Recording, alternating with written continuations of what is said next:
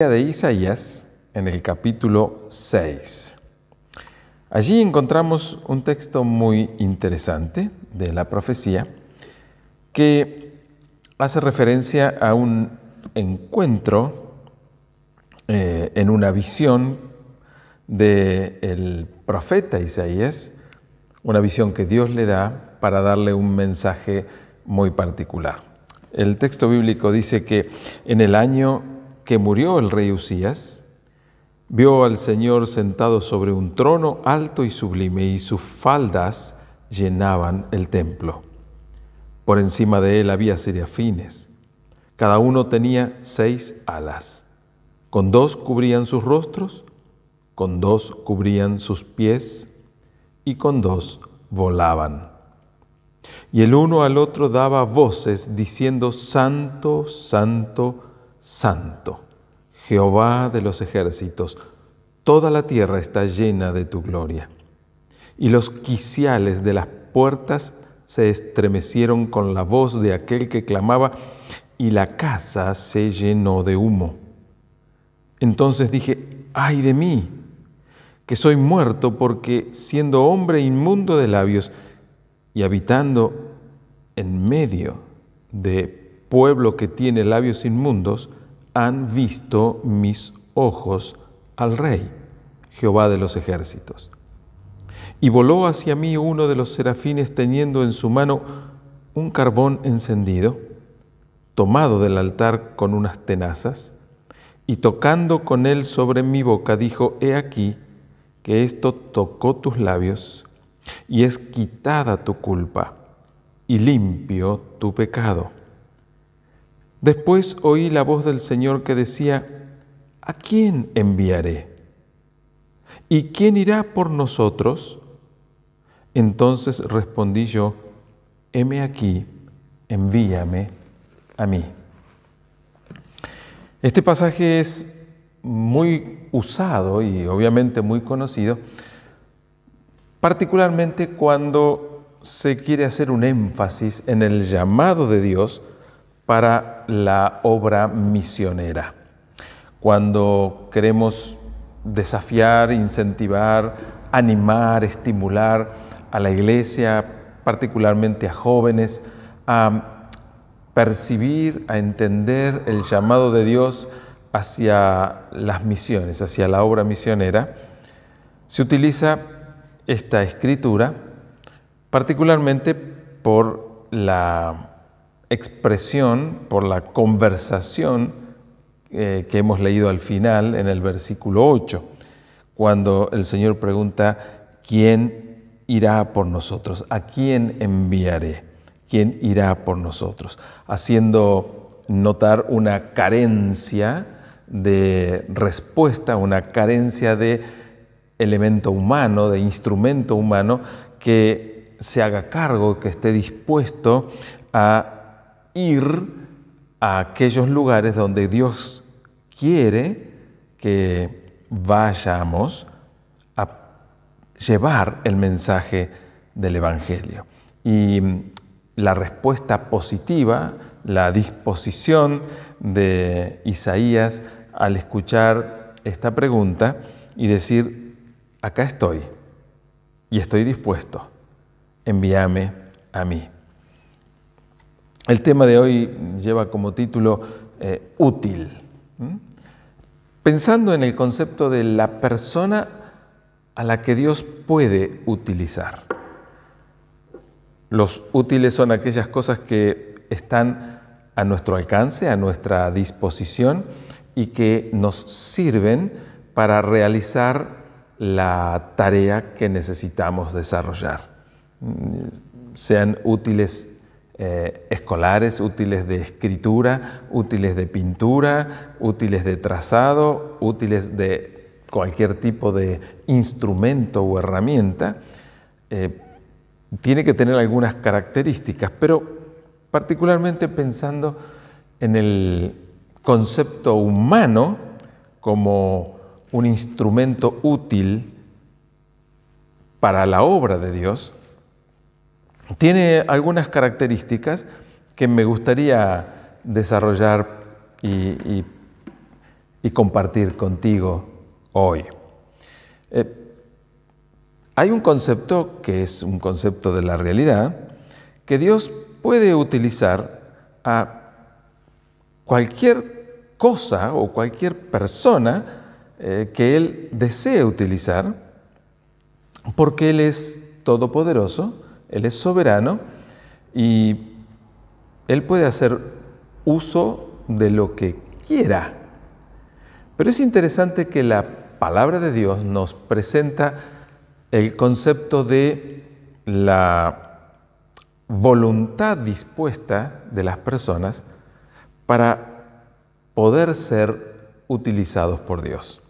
Si bien Dios tiene la autoridad, la soberanía, el poder, de designar a quien quiera, cuando quiera y como quiera, y si personas humanas no estuvieran dispuestas o rechazaran la posibilidad de ser utilizadas por Dios, Dios podría utilizar animales o elementos mismos de la naturaleza. Hay algunos pasajes muy interesantes en las Escrituras que nos muestran esta realidad. Uno de esos pasajes es la burra del profeta Balaam, que cuando el profeta iba a hacer algo que estaba en contra del propósito de la voluntad de Dios, siendo él alguien que tenía un oído espiritual atento a la voz de Dios, sin embargo había cerrado ese oído para responder a otros requerimientos que no eran precisamente la voluntad de Dios.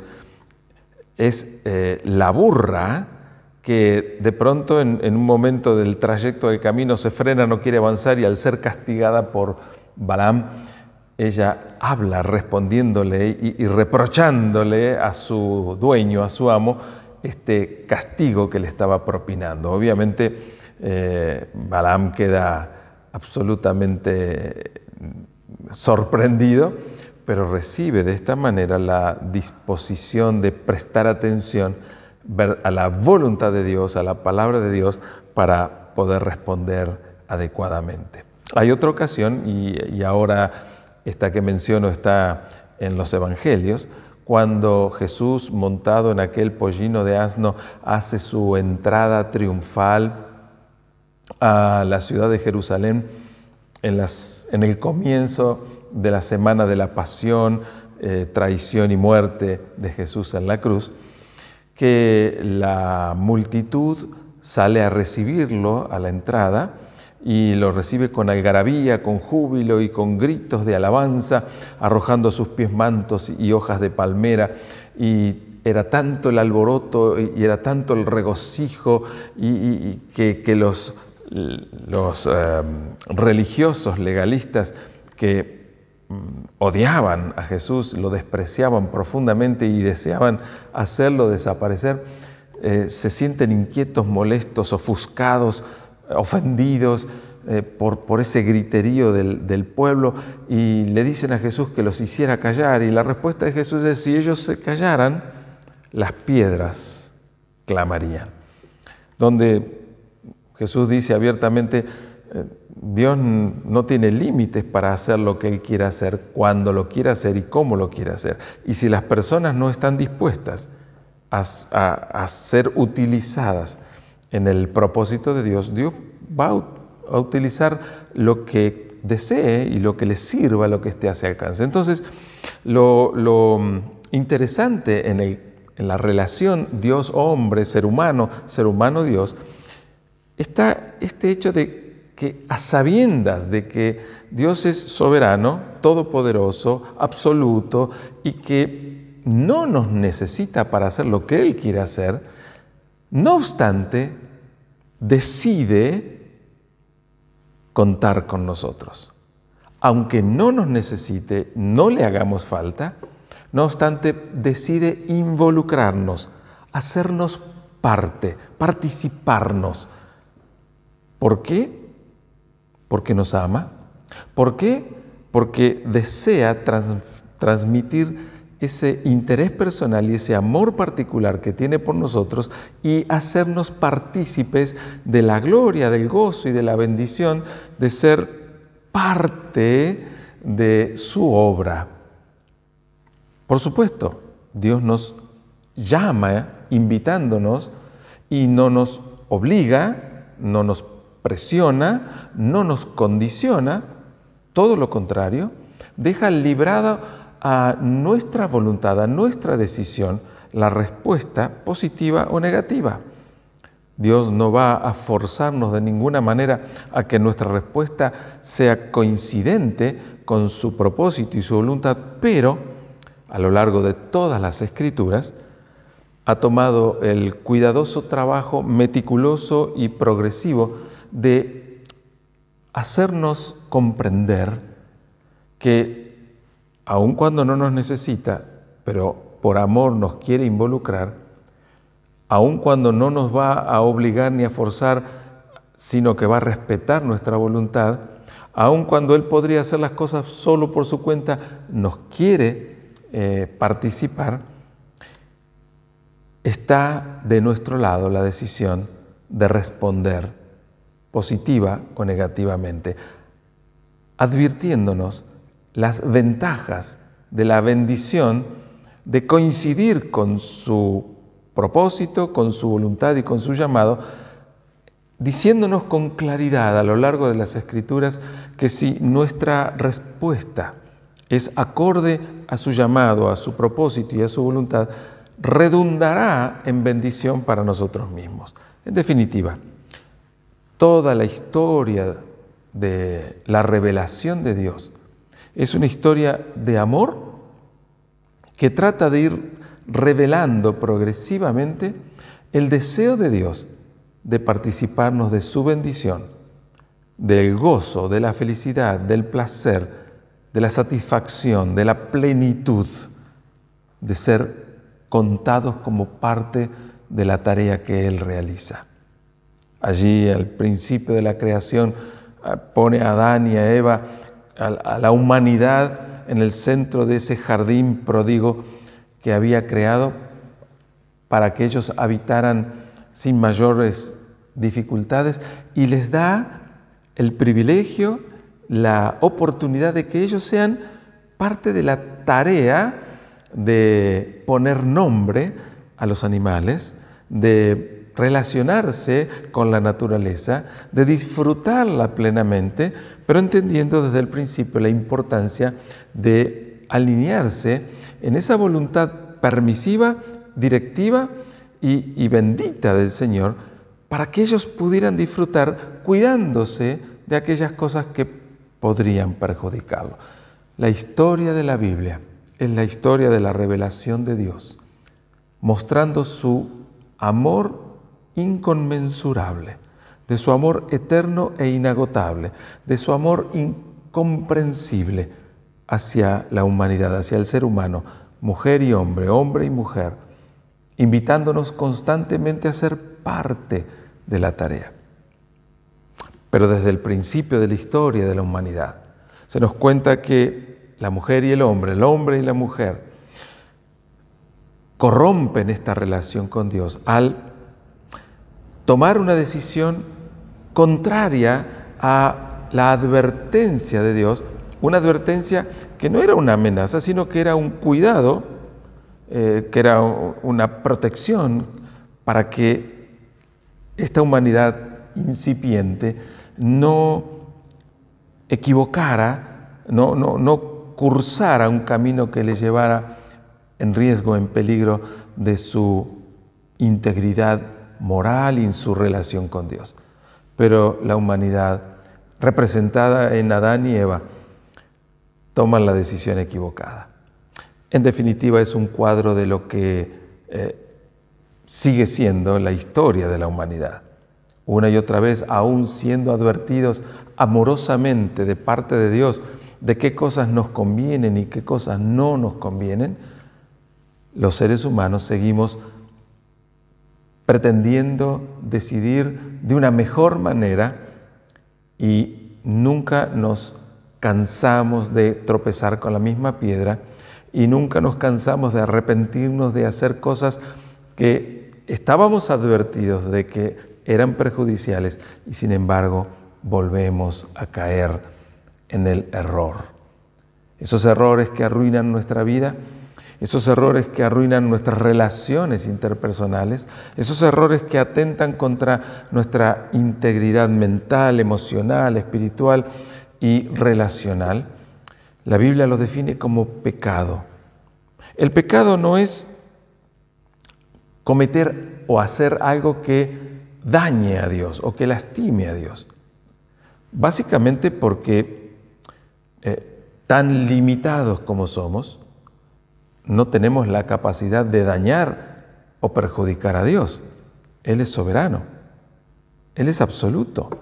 Si tuviéramos la capacidad de hacer algo que dañe, afecte o perjudique la divinidad, entonces nosotros podríamos considerarnos más poderosos que Dios, lo cual lógicamente comprendemos que no es así. Entonces, cuando la Biblia menciona el pecado, no se está refiriendo a algo que ofende a Dios, que daña a Dios, que lastima a Dios. Lisa y llanamente, simplemente, pecado es todo aquello que me daña a mí, que me afecta a mí, que me ofende a mí mismo y por consiguiente al prójimo, a los que están cerca, a los próximos a mí, a mis seres queridos, a mis cercanos, a mi familia, a mis amigos, a mi entorno. El pecado en el que la humanidad recurrentemente vuelve a caer, sigue lastimándonos a nosotros. Hay muchas cosas que la Biblia no tiene el detalle pormenorizado de decir esto o aquello es pecado, pero el entendimiento y el sentido común nos permiten entender que pecado es todo aquello que nos daña. Y no hace falta que esté mencionado específicamente. Alguien dice, la Biblia no habla del cigarrillo como algo que esté mal o que haga o que sea pecaminoso. Es que no hace falta que la Biblia especifique, aunque evidentemente, ciertamente, hay muchas cosas especificadas y detalladas como pecado para ser bien explícitos y claros para el ser humano. Pero, ¿por qué podemos decir que el cigarrillo podría ser un pecado? ¿A quién ofende? ¿A quién daña? ¿A la religión? ¿A Dios? ¿A la institución? De ninguna manera. Al único que ofende y daña es al que fuma. Entonces, por cuanto me daña, por cuanto me perjudica y los daños que me cause redundarán en dolor y en pesar para mis seres queridos y quizás en detrimento de mi salud y en la consecuencia que eso tiene, la advertencia de pecado es hacia aquellas cosas que me están dañando. Como decía al principio, el ser humano es recurrente, insistentemente, en hacer cosas que lo dañan, que lo perjudican, que lo lastiman, que dañan a su entorno, a sus semejantes, y sin embargo, en nuestra soberbia y en nuestro orgullo somos reticentes y resistentes a aceptar que alguna de esas cosas realmente son malas, o cuando reconocemos que pueden ser malas, intentamos resolverlas por nuestro propio medio. Y aunque algunas cosas las podamos reparar o resolver, el daño más profundo que el pecado, que la desobediencia del propósito y de la voluntad de Dios, que en definitiva, como repito, el propósito y la voluntad de Dios son nuestro bien, son nuestra felicidad, son nuestro gozo, son nuestra perfección, y todo lo que dañe ese propósito de Dios es porque nos daña a nosotros, por lo tanto es llamado pecado en las Escrituras. Dios quiere resolverlo. El ser humano, cuando lo reconoce, lo quiere resolver, tanto como para decir, yo hice lo malo, yo lo voy a reparar. Yo hice esto equivocadamente, yo voy a enderezar el camino que desvié. Pero lamentablemente, así como la Biblia lo advierte, no hay cosas que nosotros podamos corregir dentro de lo que ya hemos dañado, sino que necesitamos la ayuda sobrenatural, externa de parte de Dios, quien está dispuesto a ayudarnos, y precisamente por esa razón Dios se apersonó, se humanizó en la persona de Jesucristo, se encarnó para asumir condición humana, y estando en la condición humana y habiéndose humillado a la condición de obediencia en sumisión a la voluntad del Padre, cargó sobre él el pecado de la humanidad. Llevó esos pecados sobre él a la cruz, muriendo en esa cruz para pagar la culpa de nuestro pecado, de los tuyos y los míos y de toda la humanidad, para que todo aquel que cree en él no se pierda, sino que tenga vida eterna. Este acto salvífico, este acto perdonador, restaurador, vivificador de una nueva vida, está ejemplificado en este relato, en la visión de Isaías, con el ángel que vuela hacia él tomando una brasa del altar con unas tenazas y llevándola al, porque cuando él reconoce que está en la presencia de la divinidad y ser consciente de su condición de pecado, en esa conciencia él dice: estoy muerto, porque mi impureza, mi imperfección, mi maldad, en presencia de la santidad de Dios, no puede permanecer con vida. Entonces teme por su propia integridad, teme por su propia vida, y de una manera magistral Dios muestra su gracia perdonadora.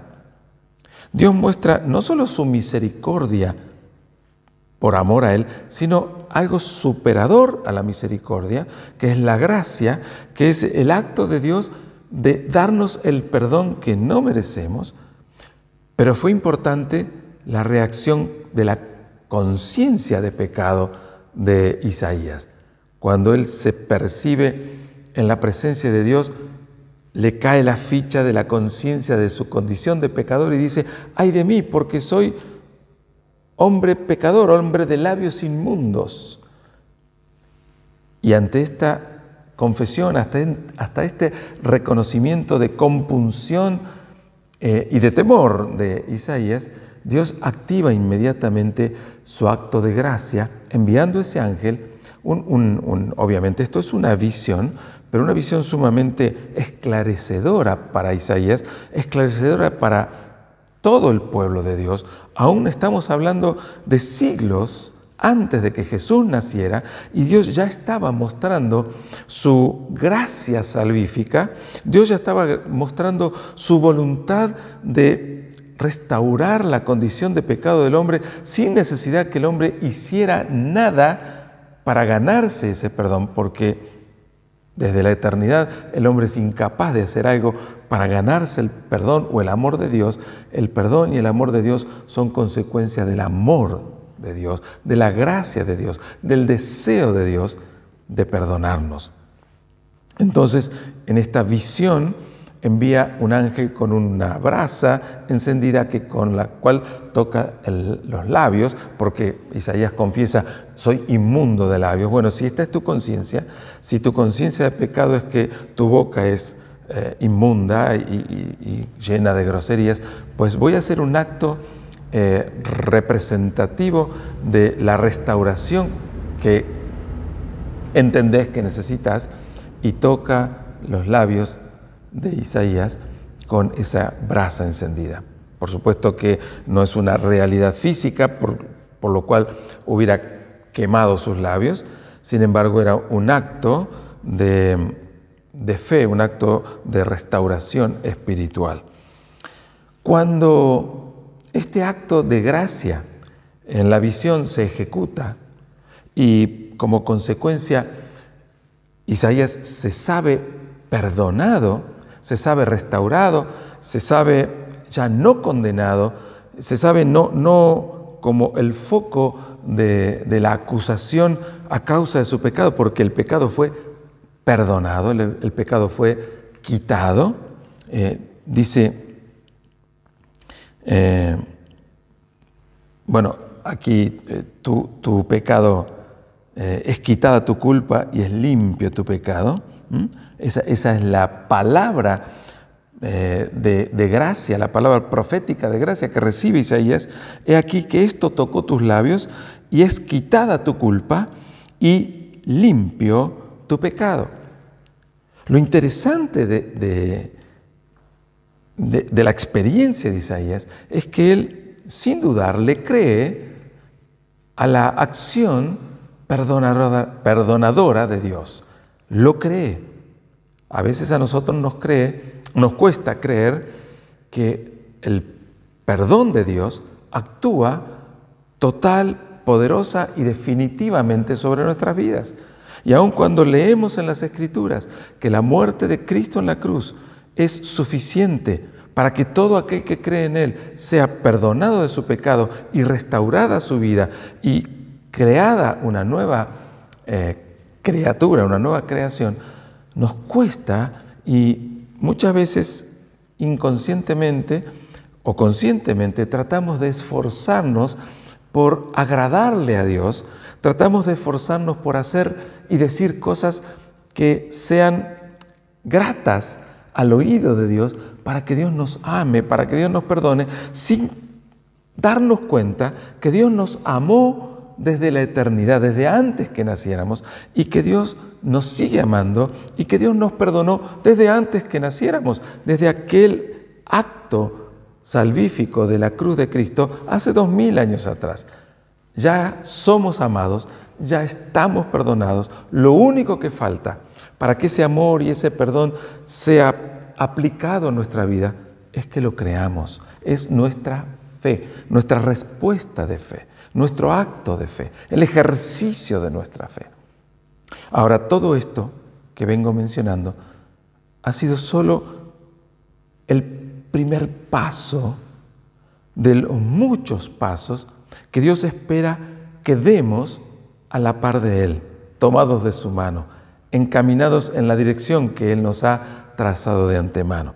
Porque la pregunta que viene inmediatamente después de este acto profético de restauración, de perdón, de sanidad, de nueva oportunidad es: después oí la voz del Señor que decía, ¿a quién enviaré?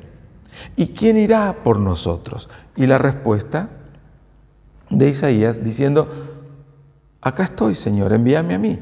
Ahora está Isaías convencido de su restauración, convencido de su perdón, convencido de esta nueva vida que recibe como gracia de parte de Dios, quiere aplicar su vida en amor, en respuesta de amor, en respuesta de identificación, en respuesta hasta de obediencia a este llamado, y diciendo, Señor, envíame a mí. Ya no se ofrece voluntariamente para que Dios le ame, no se ofrece voluntariamente para que Dios le considere y le perdone, se ofrece voluntariamente porque se sabe amado, porque se sabe perdonado, y en respuesta de gratitud dice, acá estoy, Señor.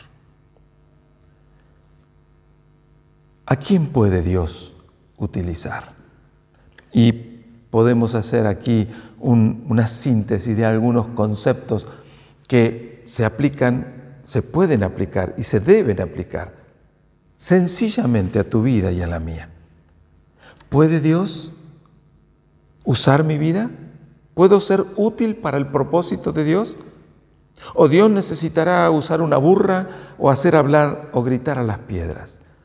¿Puede ser que yo esté disponible, esté dispuesto para que Dios me utilice? ¿Qué condiciones tengo que tener para que mi vida, para que mis conocimientos, capacidades, habilidades y aquellas cosas de las cuales Dios me ha dotado puedan ser útiles en la mano de Dios, para que Él pueda seguir prolongando su tarea y su propósito, transmitiendo a través de mi vida su amor y el mensaje de salvación? ¿De qué manera? Una de las cosas que podemos ver aquí que Isaías, cuando percibe el acto de restauración de su vida por la gracia de Dios, pierde cualquier otro interés y lo principal a partir de ese momento pasa a ser la voluntad de Dios. Dios puede utilizarte y puede utilizarme cuando, por más que tengamos muchos intereses, responsabilidades y ocupaciones, la primera o la principal, la más importante, llegue a ser obedecer la voluntad de Dios. Cuando Jesús estaba dispuesto ya a ascender a los cielos después de haber resucitado de entre los muertos y después de haber conversado algunos días con los discípulos, les dice: toda potestad me es dada en los cielos y en la tierra. Y luego les invita y les deja un mandamiento: vayan por todo el mundo predicando el Evangelio y enseñándole a todas las criaturas todas estas cosas que les he enseñado. El mandato es sencillo, el mandato es simple, el mandato no tiene absolutamente nada de complejo. La voluntad de Dios es clara, es concisa, es precisa, muy directa. A veces nos gustaría que fuera más confusa o difusa para poder tener la excusa de no la entiendo bien, pero es tan clara y es tan sencilla y es tan directa que no hay manera de excusarnos. Vayan por el mundo, vayan donde les pinte ir, pero vayan predicando el Evangelio. Vayan contándole a otras personas. Y nosotros vamos, pero mientras vamos, hay muchos otros intereses que se van entrecruzando y nos van ocupando y nos van enredando y se van priorizando en nuestra vida. Dios puede usarnos para su propósito y para su gloria y para bendición de otros cuando el principal de los propósitos, sin desechar las otras cosas importantes de nuestra vida, el principal es hacer su voluntad. Dios puede utilizarnos cuando nuestra mente está enfocada a esas cosas. Un consejo que Dios le da a Timoteo por medio del apóstol Pablo, escribiendo una de sus cartas, dice: ocúpate en estas cosas, permanece en ellas, para que tu aprovechamiento sea manifiesto a todos. Lo que le está diciendo el apóstol San Pablo en su transmisión de experiencia espiritual a Timoteo es: conoces la palabra de Dios, ocúpate en ellas. Conoces la voluntad de Dios, concéntrate en eso. Pero no solo te ocupes, sino persevera, permanece, para que ocupándote y perseverando, tu aprovechamiento, digamos, los resultados de esa ocupación y esa perseverancia sean notorios en tu vida y sea de bendición. No solo sea notorio para otros, que los otros vean, porque muchas veces nosotros sabemos quiénes somos, sabemos cómo pensamos, sabemos lo que queremos, pero los demás no lo notan, los demás no lo saben, los demás lo ignoran. ¿Y por qué? Porque solamente lo que sabemos lo guardamos casi como un secreto para nosotros, en lugar de hacer lo que Dios nos está pidiendo que hagamos, que vayamos contando, compartiendo, para que lo que sabemos y beneficia nuestra vida transformada por el amor de Dios sea notorio y bendiga la vida de otros. Dios puede utilizar a aquel que por la gracia de Dios se ha desprendido de todo aquello que pueda trabar su vida. Y para eso es necesario que estemos en armonía con Dios. Para estar en armonía con Dios tenemos que conocer su voluntad. Para conocer su voluntad tenemos que conocer su palabra revelada y al alcance de nosotros en las Escrituras. Porque cuando nuestros pensamientos o nuestros intereses o nuestras acciones se van desviando hacia nuestro beneficio mezquino, egoísta, personal, no solo no somos de bendición a otros, sino que muchas veces somos de estorbo y Dios tiene que ayudarnos a corregir En la profecía de Isaías, Dios habla con dureza al pueblo de Israel, al pueblo a quien Dios le había mostrado su gracia, su poder, su autoridad, sacándolos de la esclavitud, llevándolos por un camino hacia la tierra prometida, regalándoles la bendición de una tierra promisoria y con unas provisiones abundantes, bendiciendo y cuidando y dándoles victoria tras victoria. Sin embargo, una y otra vez el pueblo, concentrándose en sus intereses mezquinos, olvidándose del propósito y la voluntad de Dios, vuelve a caer en el error. Y en el capítulo 59 de la profecía de Isaías comienza diciendo: vuestro pecado ha hecho división entre ustedes y Dios, y ocultó su rostro de ustedes para no oír.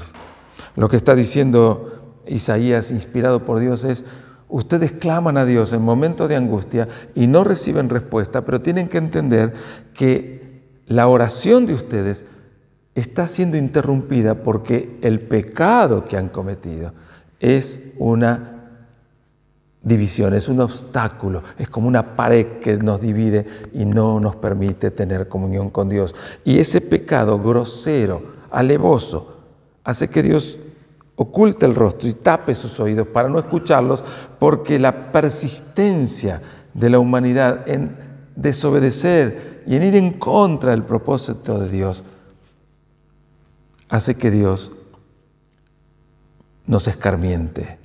Una y otra vez el pueblo de Israel cayendo, arrepintiéndose, llorando, clamando y buscando la gracia de Dios, y Dios una y otra vez restaurando. Pero la historia del pueblo de Israel no difiere de la historia de cualquier ser humano, en cualquier momento y en cualquier lugar, porque nos pinta de pies a cabezas. Dios puede utilizar a aquel que está a disposición, aquel que dice como Isaías: acá estoy, Señor, no busques a otro, teneme en cuenta, yo estoy dispuesto. El Salmo 101, versículo 6 dice: el que ande en el camino de la perfección, éste me servirá. El que ande en el camino de la perfección, éste me servirá. Aquí perfección no está apelando al esfuerzo humano en hacer lo mejor de lo mejor de lo mejor. Es imposible para el ser humano ser perfecto. El único perfecto es Dios. Pero somos perfectibles. ¿Esto qué quiere decir? Que si estamos en el camino de la perfección, podemos ir mejorando de a poco. Nunca llegaremos a ser perfectos, pero si nos esmeramos y nos concentramos en escuchar la palabra de Dios, en atender la palabra de Dios, en obedecer la palabra de Dios, iremos corrigiendo paulatinamente, lentamente, y a veces un paso para adelante, dos para atrás, pero en la persistencia de buscar la obediencia de la palabra de Dios, estaremos mejorando, perfeccionándonos. En realidad el concepto de la palabra traducida como perfección es completándonos, ¿no? En el camino del completamiento. Estamos incompletos, pero Dios va ofreciéndonos alternativas para que vayamos cada día siendo completados hasta alcanzar el completamiento que es el propósito de Dios sobre nosotros. ¿Cómo podemos ser útiles a Dios? Cuando aprendemos a perseverar, entre otras cosas, en nuestra conversación con Dios. Cuando aprendemos a perseverar en la oración. La oración no es un acto de decir palabras mágicas que, como una varita de mago fantasioso, muevan los designios, los hilos o los propósitos de Dios. Nosotros no podemos manejar la oración por más articulación artística y elaboración dialéctica podamos usar. Nosotros no vamos a poder manipular la voluntad de Dios. Entonces, ¿para qué la oración? La oración sirve para abrir nuestro corazón. La oración sirve para conversar con Dios. La oración sirve para revelar nuestra esencia y en la presencia de Dios darnos cuenta cómo estamos y qué necesitamos. Porque en realidad en esta conversación con Dios lo que mejor nos puede suceder es que en lugar de concentrarnos en lo que decimos, es prestar atención a la respuesta que Dios tiene para nosotros. Y muchas veces en esa intimidad personal con Dios y en ese ejercicio de buscar su rostro para hablar con Él, van cayendo fortalezas y defensas mentales, psicológicas, emocionales y espirituales, y vamos siendo permeables a lo que Dios quiere decirnos y que muchas veces rebota contra nuestro raciocinio, con nuestra lógica, con nuestra terquedad, con nuestra dureza de corazón, pero es en el ejercicio de la búsqueda humilde y constante del rostro de Dios que esas corazas, que esas fortalezas, que esas durezas van cayendo y somos permeables a lo que Dios quiere hacer en nuestra vida. Hay un ejemplo bíblico que es el de Jacob luchando contra un ángel o con un ángel, mientras estaba en la empresa de reencontrarse con el hermano a quien había estafado, su único hermano, a quien él había estafado y le había robado la bendición de la primogenitura de su padre. Y está Jacob atemorizado e inseguro porque sabía que su hermano Esaú estaba enfurecidamente enojado contra él y temía, no por su propia vida, sino por las consecuencias que podía esto traerle a su familia. Entonces, en una noche que está solo y hay toda una escena que se pinta que posiblemente sea la ilustración de una lucha de Jacob en oración. Pero el relato bíblico dice que se traba en una lucha con un varón de Dios, con un ángel, entendemos, y que ya está amaneciendo y el ángel le dice, bueno, soltame. Evidentemente el tipo de lucha podría haber sido un tipo de lucha grecorromana donde se trenzan, se mezclan y se enganchan con llaves especiales tratando de vencer al otro y de voltearlo. Y están allí sin sacarse ventaja y el ángel le dice, soltame porque está amaneciendo y tengo que irme. Y Jacob le dice, no te soltaré hasta que me bendigas. Esto se toma como una ilustración de una verdadera lucha de oración, donde uno llega a estar tan profundamente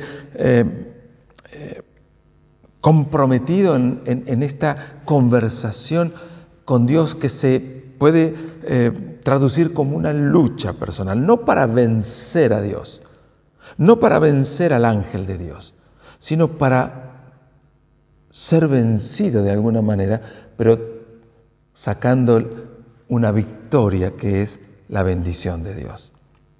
El ángel termina bendiciéndole y le dice, porque luchaste con Dios y venciste. ¿Cómo puede un ser humano vencer en una lucha con Dios? Evidentemente, la victoria no es sobre Dios o contra Dios. La victoria es sobre la propia naturaleza egoísta y pecaminosa.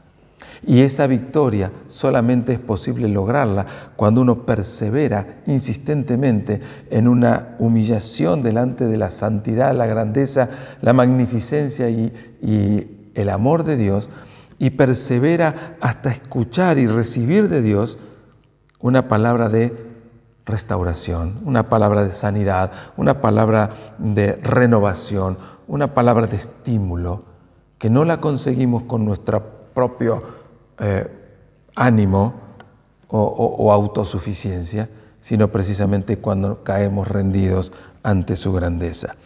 El ejemplo de Jesús, solo en la madrugada y muchas veces buscando por tiempo indefinido la conversación íntima con el Padre. Si Jesús necesitaba perseverar en esta conversación íntima con el Padre, es porque Él tenía muy claro que si Dios quería usarlo, él necesitaba aprender a perseverar en la oración. Y Dios puede usarte, y Dios puede usarme. Podemos ser útiles para el propósito de Dios cuando dedicamos tiempo a la humillación personal, a la conversación con Dios y a la lectura, al estudio de la palabra de Dios. No a una mera lectura superficial y a vuelo de pájaro, sino a una profundización, a una meditación en la palabra de Dios. Cuando vamos a la palabra de Dios, cuando vamos a la Biblia, cuando vamos a las Escrituras, lo que debemos hacer es prestar detenida y profunda atención a lo que allí Dios está revelando, porque algo me quiere decir. Una buena práctica es, cuando vamos a las Escrituras, no hacerlo con el tiempo ajustado o con la mente preocupada porque tengo una cosa importante que hacer, sino buscar el momento más tranquilo, más relajado, donde ninguna urgencia nos inquiete y donde podamos meditar en lo que leemos. No solamente leerlo para quedar satisfecho de que, bueno, ya cumplí con la lectura, sino prestar atención a lo que Dios nos quiere decir a través de su revelación. Una buena práctica es, una vez leído el párrafo, y un consejo es que no leamos grandes extensiones de la Biblia de corrido. Si lo queremos hacer, no está mal, pero si queremos tener una meditación más profunda, lo conveniente es tomar párrafos cortos y leerlos no una vez, sino 3 o 4 veces. La primera lectura será informativa, la segunda será más detallada, la tercera será más profunda, y quizás una cuarta lectura nos permita discernir cosas que ni en la primera, ni en la segunda, ni en la tercera lectura hemos comprendido. Porque cuando estamos interesados en entender que Dios quiera decirme algo, vamos a ser asistidos por el Espíritu de Dios y estaremos atentos a escuchar lo que Dios quiera decirnos. Seremos útiles para Dios cuando aquel mensaje que hemos recibido y que ha transformado nuestra vida, estemos dispuestos a transmitirlo al mundo que está perdido. Seremos útiles para Dios cuando hagamos como Isaías diciendo: ¿hay un mensaje tuyo que llevar? Contá conmigo. Hay un mensaje importante y urgente que el mundo tiene que conocer y Dios está diciendo: ¿no tengo quien lo haga? Contá conmigo, Señor. Y si bien, como dije al principio, este es un pasaje muy utilizado para el desafío misionero de hombres y mujeres, de jóvenes y mayores, este mensaje no es solo para los que quieran ser misioneros transculturales, este mensaje es para los que debemos ser misioneros aquí y ahora, en nuestra cultura, en nuestra sociedad, pero también para los que quieren ir a otras culturas y a otras sociedades. Aquel que esté dispuesto a responder al llamado de Dios, tienen que aprender a hacerlo sin cuestionamientos. Tienen que aprender a hacerlo sin dilación. ¿Querés ser un instrumento útil en la mano de Dios? ¿Querés ser alguien con quien Dios pueda contar? ¿Querés ser alguien que al escuchar a Dios diciendo: ¿a quién voy a enviar? ¿Quién irá a llevar este mensaje? Y vos puedas decir: acá estoy, Señor, envíame a mí. Pues tu propósito principal, sobre cualquier otro propósito e interés, tiene que ser la voluntad del Señor. Tenés que estar dispuesto a desprenderte de todo aquello que pueda obstaculizar o trabar este cumplimiento de la voluntad de Dios. A veces lo que nos traba es las muchas intereses u ocupaciones, o las relaciones interpersonales. Y no dice Dios en su palabra que debemos dejar de trabajar o abandonar a la familia o cortar con las relaciones. Dice que Él quiere ser la prioridad. Palabra clara de Jesús a los discípulos que querían seguirle.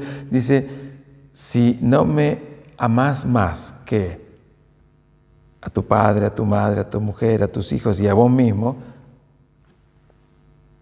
no me sigas, porque en cualquier momento vas a querer volver, porque aquellas cosas son más importantes. Dios no está diciendo rechazá, resistí, abandoná, aborrecé, despreciá, nunca. Pero dice, apréciame más que a cualquier otra cosa. Así podremos ser usados por Dios. Tenemos que ponernos a su disposición. Tenemos que aprender a hablar con Él en intimidad. Tenemos que estar dispuestos a profundizar en el conocimiento de la palabra de Dios. Tenemos que estar dispuestos a llevar el mensaje a quienes todavía no lo conocen. Dios quiere usarte. Dios quiere involucrarte en su tarea. Dios te está invitando a ser parte de lo que Él comenzó cuando creó la humanidad, pero puntualmente para nosotros lo recreó y recomenzó en la iglesia con la muerte y resurrección de Jesucristo, invitándonos a ser parte de su familia. Dios quiere usarte. Dios quiere utilizarte. Si querés ser útil para Dios, ponete a disposición de Él. Te va a usar poderosamente. La primera persona impactada vas a ser vos mismo, vos misma. La primera persona impresionada con el obrar de Dios vas a ser tú mismo, tú misma. Y luego eso será notorio a los que te rodean. Y otros podrán desear, tener y conocer lo que transformó tu vida. Y tendrás la oportunidad de transmitir ese mensaje que Dios quiere a través de tu vida. Yo te animo, te desafío, en el nombre de Jesús. Oramos. Gracias, Señor. Gracias por llamarnos, por amarnos, por limpiar nuestras impurezas, por quitar nuestro pecado, por quitar nuestra maldad y por querer involucrarnos en tu obra. Gracias, Señor, por llamarnos y ofrecernos la oportunidad de responder a ese llamado. La respuesta siempre estará de nuestro lado. Pero, Señor, danos sabiduría y la voluntad y la disposición para decir como Isaías, acá estoy, Señor. Úsame a mí, envíame a mí, para que nuestra vida sea la primera transformada y luego a través de nosotros puedas fluir para bendición de otros. Aquí estoy, Señor, úsame a mí. En el nombre de Jesús te damos gracias. Amén y amén. Que Dios te bendiga muy ricamente. Y si de alguna manera este mensaje a través del Espíritu Santo apela a tu vida y querés compartir esa experiencia, por favor, escribime a este número de WhatsApp. Quiero conocer tu experiencia, quiero poder ser un instrumento de ayuda y de bendición para tu vida. Estaré gozoso de recibir ese mensaje y de poder responderte. Que Dios te bendiga. Hasta el próximo domingo.